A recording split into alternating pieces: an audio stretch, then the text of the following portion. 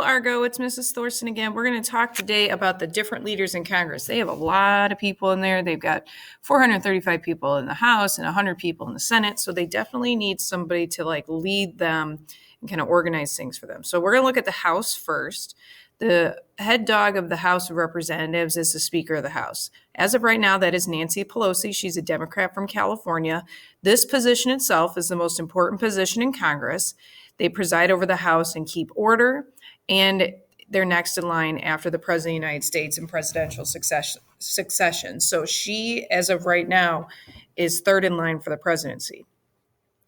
Underneath Nancy is the majority leader. The majority leader is Steny Hoyer. He is a Democrat from Maryland. Notice the Democrats hold these positions because they hold the majority in the House right now. This can change at any time. They are the chief spokesperson for his party or her party on the floor. So if Nancy Pelosi, think of Nancy Pelosi as like a classroom teacher being in the front, and then all the students are in their seats. The students would have their one leader talk for the party most of the time. That's pretty much how it goes. Besides that is the majority whip. That is Jim Clyburn from South Carolina. They are the assistant to the majority leader, and they're a liaison. Their job is to get people in their party to get to the floor to vote on major things. They might say, okay, Friday at noon, we're having a big vote. Make sure all of you Democrats are there and vote yes, or vice versa. With the majority party, there's also a minority party, and they will too have their own leaders. The minority leader right now is Kevin McCarthy. He's a Republican from California. Since they are the minority party, they are the ones that are the minority leaders. So just like the majority leader, they are the chief spokesperson for their party on the floor. But they're, of course, the leader to the opposition. He is the one that is leading the opposition to the majority party. And since there's a minority leader, there's also a minority whip. This is Stephen Scalise from Louisiana, again, a Republican, since he's in the minority party. If you notice, he has the exact same job as the majority whip. So the whips all do the same thing. All right. Next, we're going to move on to the Senate. The president of the Senate, like we've talked about before, is the vice president of the United States, who as of right now is Mike Pence. Now, he is a Republican. They do not have to be the same party as the majority party of the Senate, but in this case, they are.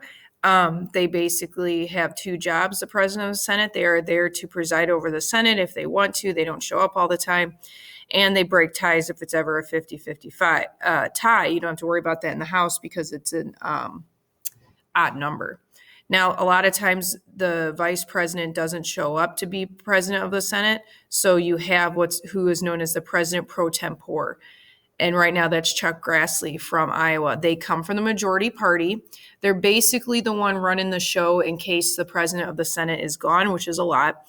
And the way that they are chosen is solely based on seniority. Whoever's been in the Senate the longest from the majority party gets to be the president pro tempore. Another reason they're an important position is because they're next in line after the speaker. If there was the death of the president, the vice president, the speaker the whole time, Chuck Grassley is fourth in line.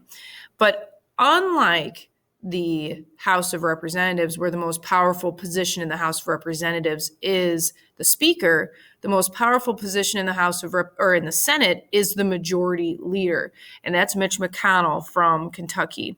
So he is the most powerful leader in the Senate. And just like in the House, same job, chief spokesperson for his or her party. This is just where we see the difference, is that here they're the most powerful leader. And just like in the House of Representatives, they also have a majority whip. This is John Thune from South Dakota. He, just like in the House of Representatives, is the assistant majority leader and the liaison. So if the Senate has a majority leader and a majority whip, they're also going to have a minority leader and a minority whip. So the minority leader is Chuck Schumer from New York, same job as we saw in the House. Any of the leaders, they're just the chief spokesperson for their party. And like I said before, they're going to have majority whip. And look who it is. Oh, it's from Illinois. Yay. We have a bigwig from in the Senate, and they are from our state. That is Dick Durbin. He is the minority whip. So just like the other jobs, the assistant minority leader and the person that gets their party to the floor to vote. But there's also other types of leaders. There's committee leaders. Each house has committees where, and we'll talk about this, especially with how a bill becomes a law, and they take on certain topics.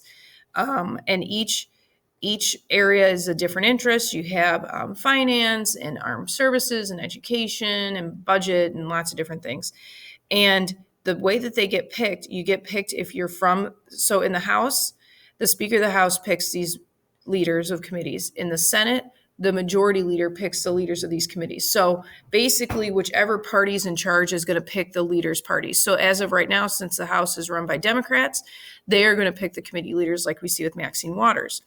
If you're in the Senate, they are run by Republicans right now. So Mitch McConnell is going to pick Republicans to be the leaders like he did with Lindsey Graham of the Senate Judiciary Committee. So there's different types of committee. Those two are in charge of what are known as standing committees, which are permanent committees that handle specific policy areas. There's also joint committees. Every now and then they'll work together from the House and the Senate to work on something. Conference committees, we'll talk more about that with how a bill becomes a law. And select committees are made for a specific purpose, like with the Watergate investigation. They're not forever. They're not like a standing committee. And here's a list of all the standing committees. You can see, like they both have agriculture, appropriations. That's the committee I like to say that makes it rain, because they're the ones that decide who gets money, where it goes. But like, for instance, the House has education where the Senate does not. So it just, the House has a rules committee, the Senate does not. So sometimes they have some of the same, sometimes they do not have the same. And usually you get appointed to a committee for several things. Number one, they look at where your constituents are. So like if I was leading a committee, they'd probably put me on agriculture because I'm in a rural area, or they look at your area of expertise. So they might put me on like an education committee since I'm a teacher. They also will take into account what you ask to be put on as well. And the higher up you are in Congress, the longer you've been there, the more you're in with the in crowd, I guess, of Congress, the better likelihood you're going to get on a committee you want. The last thing I'm going to talk about is there's these caucuses too that people can be a part of. They are informal organizations in Congress where it's just groups sharing different interests. There's about 300 of them. Probably the most common one is the Congressional Black Caucus. So it's anybody who is an African American that's on these committees, or that caucus, excuse me. And basically what they can do is, as a group, they can put pressure on committee meetings and voting on bills, and they can actually be pretty powerful to like work as a group. It's like a strength in numbers thing. All right, so that's it for today. I hope you guys all have a wonderful day. I will talk to you later.